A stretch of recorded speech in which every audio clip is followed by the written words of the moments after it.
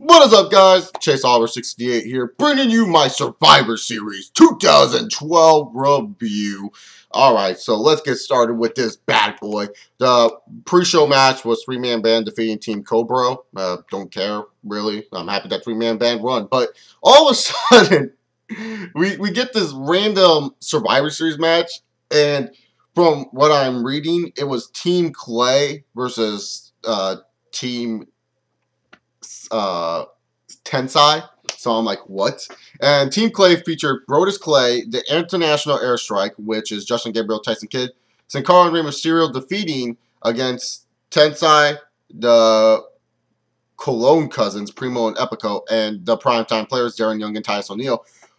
Why wasn't this announced and why this did not get viewed? I don't know. Why isn't Rey captain of this team? Don't know. Why is Tensai captain of the team? Don't know.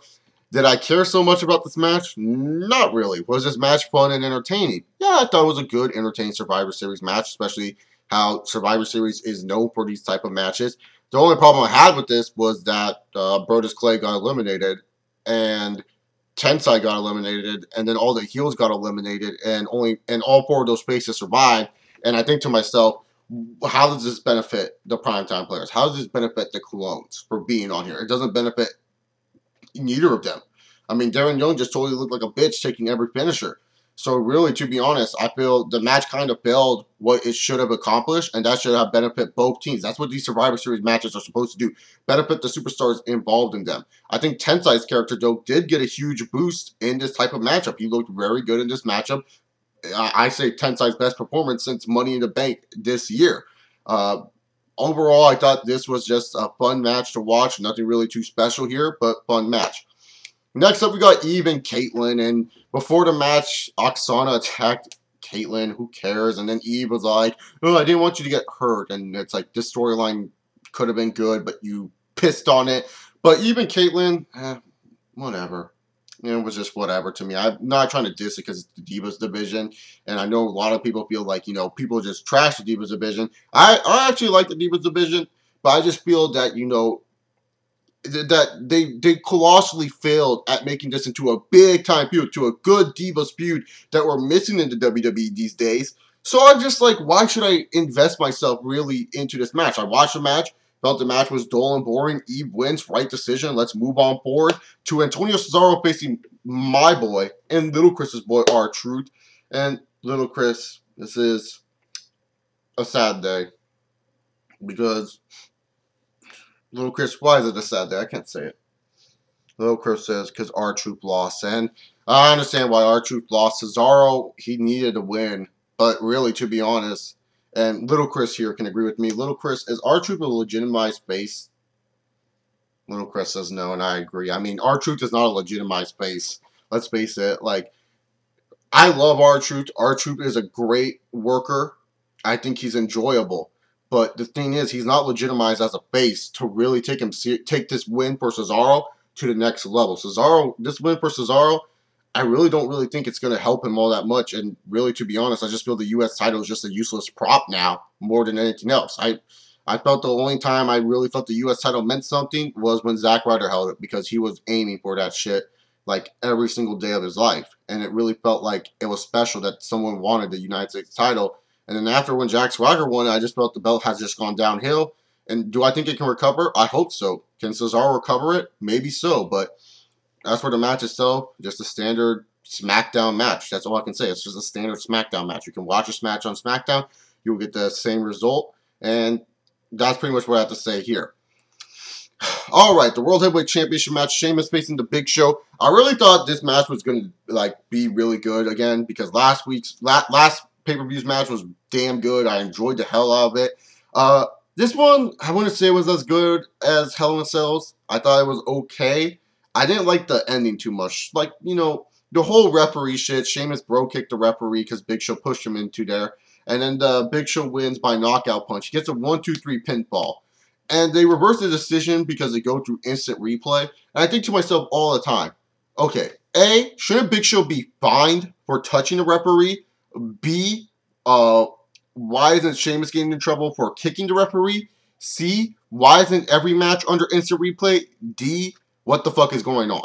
Really, to be honest, I mean, Sheamus and Big Show, I don't even know if you can drag this on till TLC. That just seems too far. I mean, Sheamus won by DQ because of the reversal, but Big Show technically got the pinfall. And it really, to be honest, we've seen that, you know, Sheamus and Big Show, like, when it comes down to it, Big Show's beating Sheamus. So what is there for me to really say, I must see this match again? Besides them putting on really good in-quality ring matches, there's no reason for me to sit down and say, I want to watch this feud. I want to watch this feud. There's no reason behind it. So for me, personally, I'm just wondering, why play all these factors into this match? Why not every match have all these factors? Why is it just this match alone?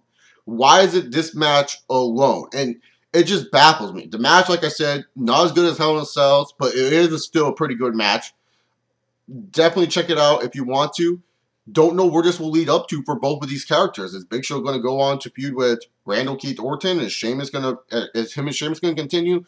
I really don't know, and it's very confusing. And then at the end of the match, Sheamus grabs a steel chair, beats the living shit out of Big Show, Bro kicks him, and we move on forward to some bullshit. Yeah, massive bullshit. So AJ Lee comes to the fucking ring. And she calls out Vicky Guerrero and says she has some evidence of Vicky doing things that she's not supposed to do. And her evidence is Vicky Guerrero eating a burrito with Ricardo Rodriguez. And then Vicky Guerrero dancing with Brodus Clay. And then all this other shit that I don't care about. I'm saying, fuck this. Tamina attacks AJ Lee. Who cares? You ruined this storyline enough. Enough is enough. Just say Ric Flair's coming back, woo, and make him GM already. I'm tired of this. TNA, stop being bitches. Get the lawsuit off. Bring us the Nature Boy, baby. Woo! That's all I gotta say. I'm not gonna ever comment about this on my Raw reviews ever again. I don't care what AJ Lee's doing. I don't care what Vicky Guerrero is doing. I don't care what Tamina is doing. I honestly do not care about this storyline. It's driving me bananas because there's no rhyme or reason behind it. Cena should have been facing Ziggler at the pay-per-view if this storyline meant so fucking much to me. Why? Why in the fuck would I care about a segment on Survivor Series that could be used time for, I don't know, a Survivor Series match? Don't care. Moving on forward to the Team Ziggler versus Team Foley. Like always in Survivor Series, they always have like a funny backstage segments featuring the teams. They always try to do that. Like, you all remember, one of us is white, the rest of us are black, like Christian's rap. Like, they always try to have these funny moments when they do these big team matches. So, Foley backstage wanted everyone to say bang bang, and everyone did besides Orton. And Orton goes up to him, he's like, I hate you. And he just walks away. And then Foley goes to Kofi and says, that means he's fucking ready. And so, I thought that was pretty, it was a giggle. It wasn't like, haha, that was just hilarious. It was a giggle. It was a giggle. So, Team Ziggler versus Team Foley. I thought this was a pretty good Survivor Series match. Not the best. I would say was there even one last? Yeah, there was a Survivor Series match last year. Team Orton versus Team Barrett. Last year's Survivor Series match was a little bit better, but this one I thought was good. One thing that disappointed me is that Damien Sandow exited early.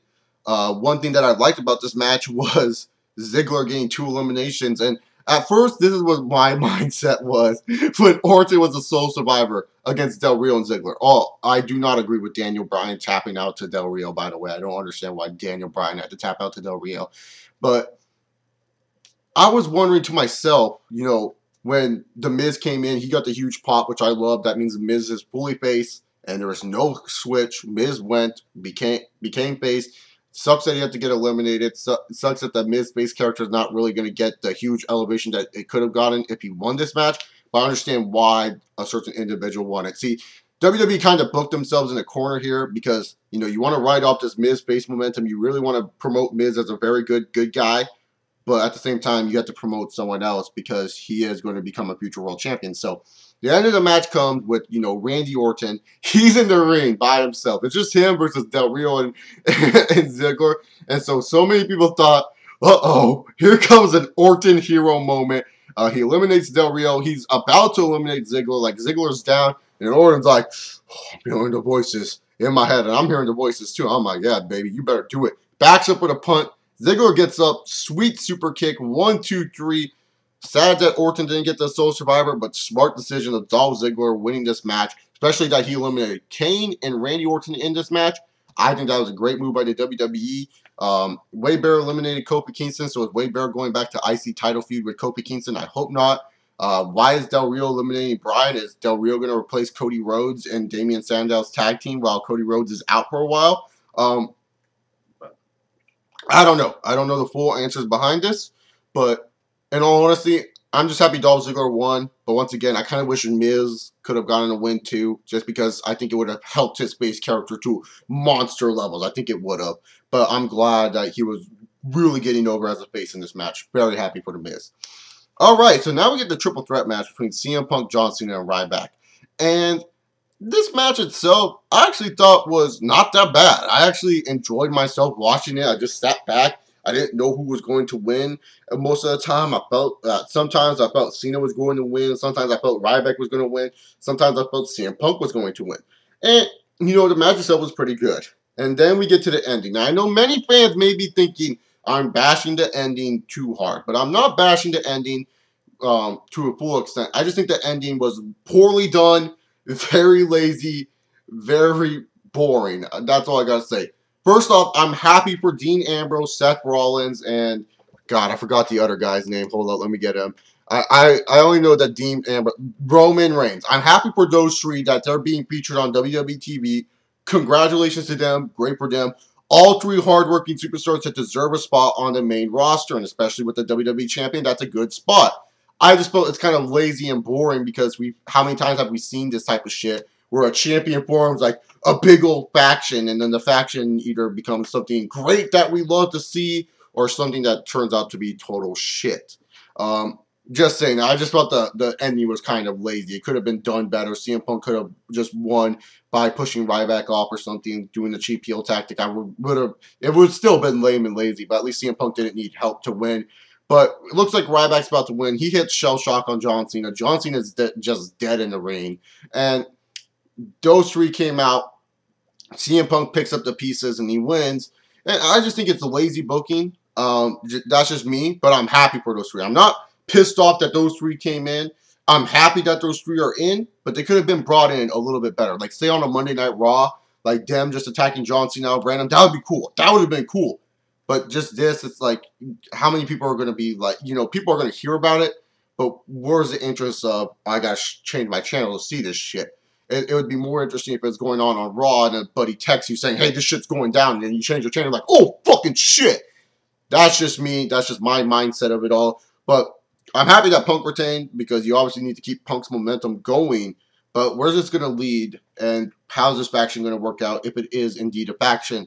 Hopefully it turns out good and not a piece of shit. But other than that, Survivor Series itself, it was an interesting pay-per-view. I think this one's going to be a mixed graded show. I think some people would enjoy this show. I think many people probably who had low expectations going in probably thought, wow, this show is just great. Many people like myself probably just thought this was just a mediocre pay-per-view. And for a Big Four pay-per-view being Survivor Series, I just thought this was mediocre at best. 3 matches on this card that are good to decent. I mean, decent to good. That makes no sense. Good to decent. Decent to good. And the last 3 matches, the other matches, I could say that you could skip on the DVD. This is definitely just, you know, kind of like a C show, in my opinion. But that's about it. So what did you guys give Survivor Series 2012? Leave your comments down below. I'm Chase Oliver 68. Follow me on Twitter at Chase Oliver 68. CO Live videos, Olive Tree podcast, all in the description box down below. I'll see you all later. Peace!